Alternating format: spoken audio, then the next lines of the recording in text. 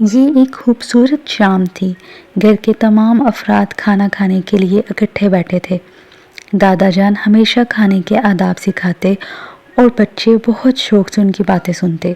جیسے ہی کھانے کا وقت ہوا، دادا جان نے مسکراتے ہوئے کہا، آج ہم سب کھانے کے آداب دوبارہ سیکھیں گے۔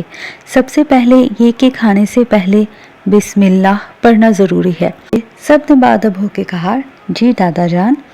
دادا جان نے مزید کہا، کھانے کے دوران زیادہ بات نہیں کرنی اور جو کھانے کے قریب ہو وہ دوسروں کے لیے آسانی پیدا کرے۔ پھر انہوں نے یاد دلایا، اپنے قریب سے کھانا لینا ہے اور کھانے کے دوران کسی بھی قسم کی بے صبری نہیں دکھانی۔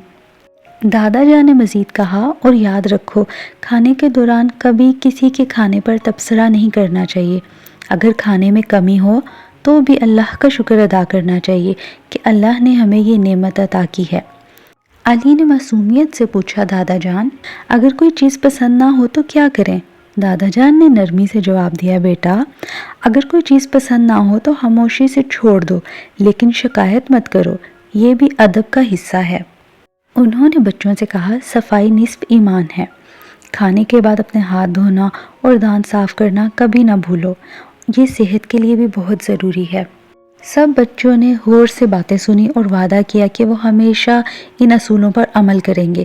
علی نے کہا کہ میں سمجھ گیا ہوں، اگر ہم ان آداب پر عمل کریں گے تو کھانے میں برکت ہوگی اور خاندان کے درمیان محبت بڑھے گی۔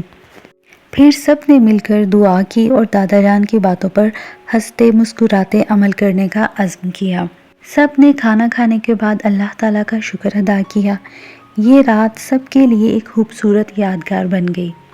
ہم سب کو بھی چاہیے کہ کھانا کھانے کے اصولوں پر عمل کریں۔